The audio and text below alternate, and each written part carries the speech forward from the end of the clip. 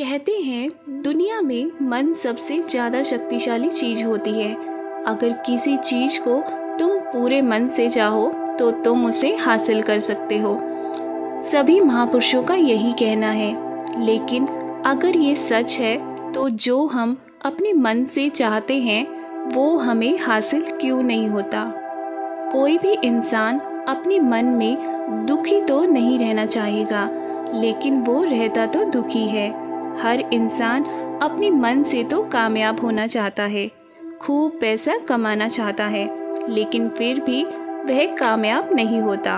भला ऐसा दुनिया में कौन इंसान होगा जो अपने मन से ये चाहेगा कि मैं नाकामयाब रहूं। सोचने की बात है तो इसमें दो चीज़ें निकलकर सामने आती हैं। या तो वो महापुरुष गलत थे जिन्होंने ये बात बोली कि मन से चाही हुई चीज़ हासिल हो जाती है, या फिर हम गलत हैं। आज की कहानी जो मैं आपको सुनाने वाली हूँ उसमें आपको एक ऐसा मंत्र मिलेगा जिसे समझने के बाद आप ये जान पाएंगे कि अपने मन से कोई भी चीज़ कैसे करवाई जाती है, मन में किसी भी बात का बीज कैसे बोया जाता है। इस कहानी से आप ये समझ पाएंगे कि आकर्षण का नियम यानी लॉ ऑफ अट्रैक्शन कैसे काम करता है। कहानी छोटी सी है लेकिन बहुत ही गहरी है। इससे पहले कि आप इस कहानी में खो जाएं, इस चैनल को सब्सक्राइब जरूर कर लें। तो चलिए कहानी की शुरुआत करते हैं। एक बार की बात है, एक आदमी के जीवन में सिर्फ दुख ही दुख थे। वो जो भी काम करता उस बेचारे का वो काम पूरा ही नहीं होता। घर में आता तो घर में क्लेश बना रहता। किसी से कोई मदद मांगता तो कोई उसकी मदद नहीं करता। ऐसा लगता था कि चारों ओर से दुखों का पहाड़ उसी पर टूटा पड़ा है। उसे समझ नहीं आ रहा था कि मैं इन दुखों से कैसे छुटकारा पाऊं। वो दिन रात यही सोचता रहता कि अपने दुखों से छुटकारा कैसे पाना है। इसी कारण से वो रात में सो भी नहीं पाता था। उसकी आंखों के नीचे बड़े बड़े काले घेरे बन गए थे, जो इस बात का प्रतीक थे कि वो आदमी कितना दुखी है। कभी कभी तो उसके मन में आत्महत्या करने के ख्याल भी आते थे, लेकिन अपने परिवार की चिंता करके वो ये कदम नहीं उठा पाता था। वो इतना दुखी हो गया था कि उसने निर्णय किया कि वह इन दुखों से छुटकारा पाकर रहेगा। उसके लिए चाहे उसे कितनी भी मेहनत करनी पड़े, कुछ भी करना पड़े, चाहे अंगारों पर चलना पड़े, लेकिन इन दुखों से छुटकारा हासिल करके रहेगा। ऐसे ही एक दिन उसने अपने मित्र से पूछा कि मैं अपने जीवन को कैसे सुधारूं। उसके मित्र ने उसे बताया कि तुम किसी बाबा के पास जाओ। बाबाओं के पास ऐसा मंत्र होता है जिससे सारे दुख खत्म हो जाते हैं, जीवन खुशियों से भर जाता है और धन संपदा भी हासिल हो जाती है। तुम किसी ऐसे बाबा को ढूंढो, बस तुम्हारा काम बन जाएगा। इस आदमी के मन में ये बात पूरी तरह से पक्की बैठ गई कि कोई बाबा ही मेरे दुख दूर कर सकता है, और इसीलिए उसे किसी भी बाबा के बारे में पता चलता तो वो उस बाबा के पास पहुंच जाता और बाबा को अपनी समस्या बताता और उससे उसका समाधान पूछता और कहता कि बाबा मैं कुछ भी करने के लिए तैयार हूँ, लेकिन मेरी इन समस्याओं से मुझे छुटकारा दिला दीजिए। आप जो कहेंगे मैं वो करूँगा, लेकिन मेरे जीवन को सुधार दीजिए। बाबा उसे कुछ टोने टोटके बता देता और बदले में दान दक्षिणा ले लेता। ये टोना टोटका करने के बाद तुम्हारे घर में सुख शांति बनी रहेगी। बस इस टोटके को पूरी विधि के साथ करना। वो आदमी घर लौटकर पूरी विधि के साथ टोने टोटके करने लगा, लेकिन बहुत टोने टोटके करने के बाद भी उसके जीवन में कुछ बदलाव नहीं आया। इसके विपरीत उसका जीवन और ज़्यादा दुखी हो गया। जो भी बाबा उसे टोना टोटका देता था वह बदले में उससे दान दक्षिणा लेता था, जिससे उसका धन भी धीरे धीरे खत्म हो रहा था। इससे उसके जीवन में दुख और ज़्यादा बढ़ गई। तब उसे लगा कि बाबाओं के पास जाने से तो मेरे जीवन में दुख कम होने की बजाय बढ़ते ही जा रहे हैं। तो मुझे क्या करना चाहिए? बाबाओं के पास जाऊं या ना जाऊं? फिर एक दिन एक आदमी ने उसे बताया कि तुम अपने घर में किसी पंडित को लाकर हवन करवा लो। हवन होगा तो घर शुद्ध हो जाएगा। कोई भी बुरी ऊर्जा होगी तो वह घर से बाहर चली जाएगी। किसी भी पंडित को बुलाकर पूरे विधि विधान से मंत्रोच्चारण करवाओ। उस आदमी के मन में ये बात बैठ गई और उसने एक पंडित को अपने घर पर बुलाकर हवन करवा लिया। हवन अच्छी तरह से संपन्न हुआ। बदले में पंडित ने भी अच्छी दान दक्षिणा ली और उसके बाद वो वहाँ से विदा हो गया। लेकिन कुछ दिनों के बाद उस आदमी को महसूस हुआ कि उसके जीवन में अभी भी कोई बदलाव नहीं आया है। अब वो आदमी पूरी तरह से दुखी हो गया और ज़्यादा परेशान हो गया। अब तो उसे लगने लगा था कि मेरे जीवन में दुख कभी ख़त्म नहीं होंगे, और यही सोच सोच कर उसका बुरा हाल हो गया। फिर एक दिन उसे अपने मित्र से एक ऐसे बाबा के बारे में पता चला जो समाधान बताने के लिए कोई दान दक्षिणा नहीं लेते। उस आदमी को लगा कि ये बाबा दूसरे बाबाओं की तरह नहीं है, क्योंकि ये दान दक्षिणा तो लेता ही नहीं, और अगर दान दक्षिणा नहीं लेता तो सच में कोई सिद्ध बाबा होगा। यही सोचकर वो उस बाबा के पास पहुंच जाता है। जब वो आदमी वहां पर पहुंचता है तो बाबा ध्यान में बैठे हुए थे। ये देखकर वो आदमी वहां पर चुपचाप बैठकर बाबा के ध्यान से आने का इंतज़ार करने लगा। थोड़ी देर बाद बाबा ने आंखें खोली तो सामने एक दुखी और परेशान युवक को बैठे देखा। वो उसकी आंखों के नीचे काले घेरे देखकर ही समझ गए कि ये आदमी अपने जीवन से कितना परेशान है। उसे संबोधित करते हुए बाबा ने पूछा कि बच्चा, क्या चाहते हो? बाबा के पास क्या लेने आए हो? उस आदमी ने कहा कि बाबा, मैं अपने जीवन से बहुत परेशान हूँ। मैंने इन दुखों को दूर करने के लिए बहुत सारे रास्ते अपनाए हैं। हर वो तरकीब करके देख ली जो किसी बाबा ने मुझे बताई। हर वो काम भी करके देख लिया जो किसी भी इंसान ने मुझसे करने को कहा, लेकिन मेरे जीवन में दुखों की कोई कमी नहीं आई। मुझे समझ नहीं आ रहा कि मैं क्या करूं। कभी कभी तो मैं आत्महत्या करने की सोचता हूं, लेकिन अपने परिवार की सोचकर मैं ये कदम नहीं उठाता। मैंने आपके बारे में बहुत सुना है और मैं बहुत उम्मीद के साथ आपके पास आया हूँ। कृपया मुझे कोई ऐसा मार्ग बताएं जिससे मुझे अपने दुखों से छुटकारा मिल जाए। मैं अपने दुखों से छुटकारा पाने के लिए कुछ भी करने को तैयार हूँ। आप मुझे कोई भी रास्ता बताएं, चाहे वो रास्ता कितना भी कठिन क्यों ना हो, मैं उसको पार करके रहूँगा। बाबा ने महसूस किया कि आदमी तो सच में बहुत परेशान है। बाबा ने उसकी बात को सुनकर कहा कि बच्चा, दुख को दूर करने के लिए मंत्र ऐसे नहीं मिलते। मंत्र पाने के लिए कुछ करना पड़ता है। तुम कुछ कर सकते हो।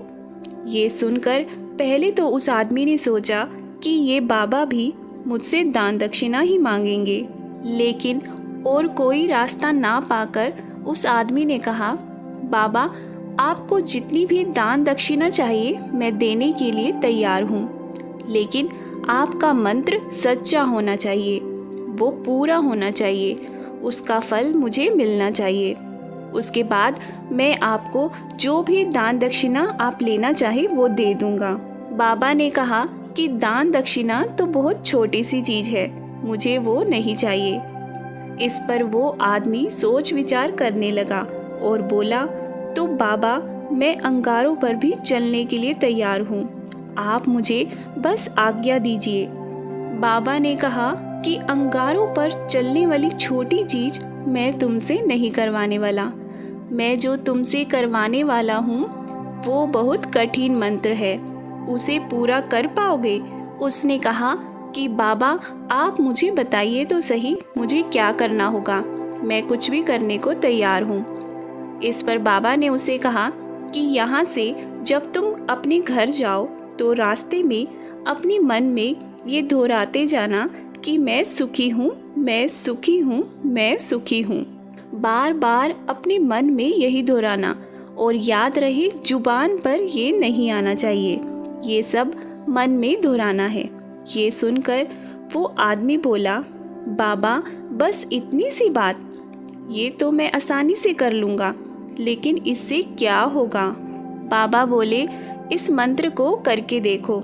वैसे भी तुमने कितने बाबाओं के मंत्र किए हैं, तो इस मंत्र को भी करके देख लो। उस आदमी ने सोचा कि बाबा कुछ दान दक्षिणा तो नहीं ले रहे और छोटा सा मंत्र है, इसे तो मैं कर ही लूँगा। वो बोला, ठीक है बाबा, मैं ये मंत्र जरूर करूँगा। वो आदमी ये कहकर वहाँ से उठकर चलने लगा, लेकिन जैसे ही वो चलने लगा, पीछे से बाबा ने बोला कि बच्चा एक बात याद रखना, जब तुम ये मंत्र अपने मन में दोहराओ तो तुम्हारे मन में बंदर के विचार नहीं आने चाहिए, बंदर का ख्याल भी तुम्हारे मन में नहीं आना चाहिए, तो ही ये मंत्र सिद्ध होगा। वो आदमी बोला, मुझे तो आज तक बंदर का कोई विचार नहीं आया, तो अब क्यों आएगा? आप चिंता मत करिए बाबा, मैं बस मन में यही दोहराऊंगा कि मैं सुखी हूँ, मैं सुखी हूँ। इसके अलावा बंदर का कोई विचार मेरे मन में नहीं आएगा। ये कहकर वो आदमी वहाँ से चल दिया। वह अपने मन में मैं सुखी हूँ, मैं सुखी हूँ यही दोहराता हुआ वो थोड़ी दूर चला था कि उसके मन में अचानक बंदर का ख्याल आ गया। बंदर का ख्याल एक बार आया और चला भी गया, लेकिन उस आदमी ने सोचा कि आज तक मुझे बंदर का कोई विचार नहीं आया, ये आज बंदर का विचार क्यों आ गया? और ऐसा करके उसने उस बंदर के विचार को पकड़ लिया। वह भूल गया कि मुझे क्या मंत्र दोहराना है और वो बंदर के बारे में सोचने लगा। जब थोड़ी देर बाद उसे फिर से होश आया तो फिर से वह अपना वही मंत्र दोहराने लगा जो बाबा ने उसे बताया था।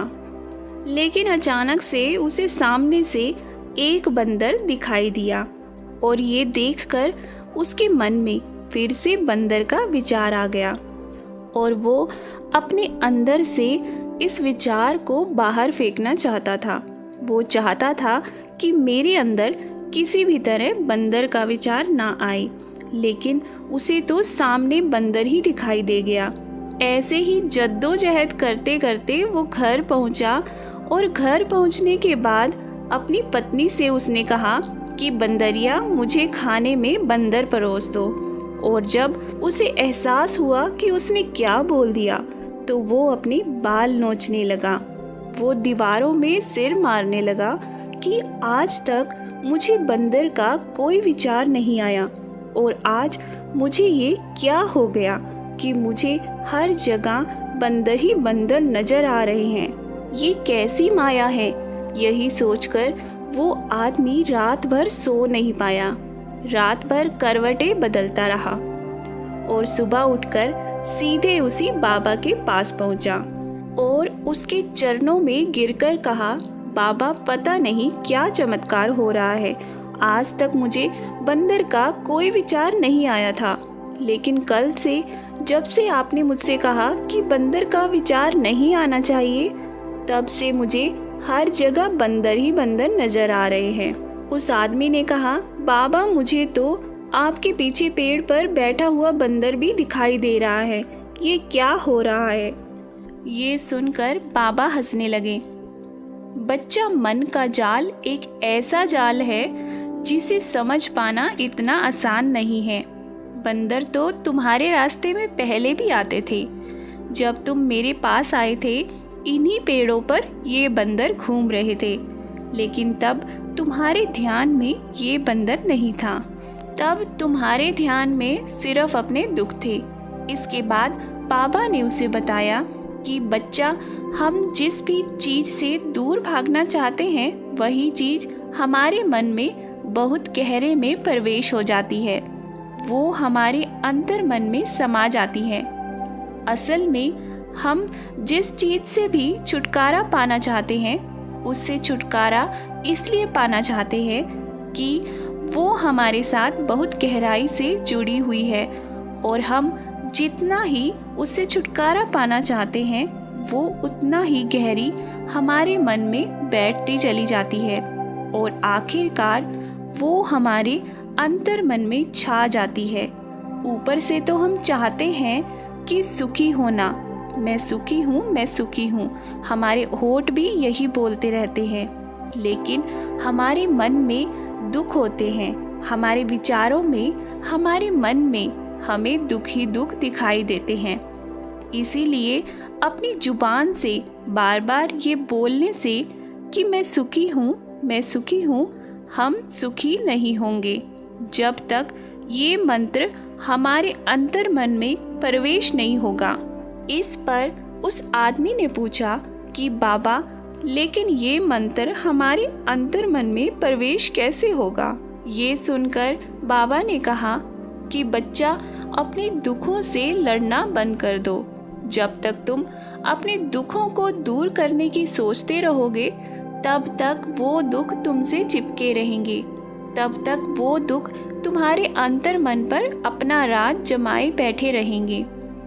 और जिस दिन तुमने दुखों के बारे में सोचना छोड़ दिया, उन दुखों से छुटकारा ही नहीं पाना चाहोगे, उसी दिन से तुम्हारी जिंदगी से दुख गायब हो जाएंगे।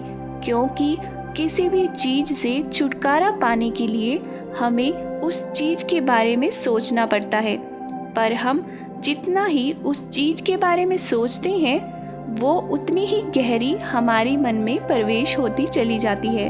हम अधिकतर समय दुखों के बारे में ही सोचते हैं। हम यही सोचते हैं कि हमारे जीवन में दुख हैं और हमें इससे छुटकारा पाना है। इसी वजह से बार बार सोचने से वो दुख हमारे अंतर मन में प्रवेश हो जाते हैं और हमें एहसास भी नहीं होता। इसलिए अगर तुम दुखों से छुटकारा पाना चाहते हो तो दुखों से छुटकारा पाने के बारे में सोचना छोड़ दो, तुम्हें दुखों से छुटकारा मिल जाएगा। अक्सर आदमी धूम्रपान छोड़ना चाहता है, शराब छोड़ना चाहता है, सुबह अपने आप से ये वादा करता है कि मैं कोई भी गलत काम नहीं करूँगा, लेकिन शाम को जब लौटता है तो नशे में चूर होकर लौटता है। ऐसा क्यों होता है? ये जो हम सोच रहे हैं वो पूरा कर ही नहीं पा रहे। असल में हम उस चीज़ को बहुत ज़्यादा तवज्जो दे रहे हैं, उस चीज़ को बहुत ज़्यादा अहमियत दे रहे हैं। जब हम उस चीज़ को छोड़ने के बारे में सोचते हैं तो हम उसकी इम्पोर्टेंस यानी कि विशेषता और ज़्यादा बढ़ा देते हैं। हमारा मन उस चीज़ के बारे में जितना ज़्यादा सोचेगा, शराब या धूम्रपान छोड़ने के बारे में जितना ज़्यादा सोचेगा, हमारा मन उतना ही उस चीज़ के पीछे ज़्यादा भागेगा। हमें उस चीज़ से लड़ना नहीं है, बल्कि बिना सोचे हुए वहाँ से गुजर जाना है। और अगर इस मंत्र को हम समझ लेते हैं तो हम अपने जीवन में जो भी पाना चाहते हैं उसे अपने अंतर मन में डाल सकते हैं। और एक बार वो लक्ष्य हमारे अंतर मन में बैठ जाता है तो फिर सफलता पाने में कोई समस्या नहीं आती, कोई दिक्कत नहीं आती। तो दोस्तों, आपको हमारी ये कहानी कैसी लगी कमेंट सेक्शन में ज़रूर बताएं। और हाँ, अगर अच्छी लगी तो इस वीडियो को लाइक ज़रूर कर दें। और ऐसी ही मोटिवेशनल कहानियाँ और बातें सुनने के लिए हमारे चैनल को अभी सब्सक्राइब ज़रूर कर लें। मिलते हैं हम नई कहानी में।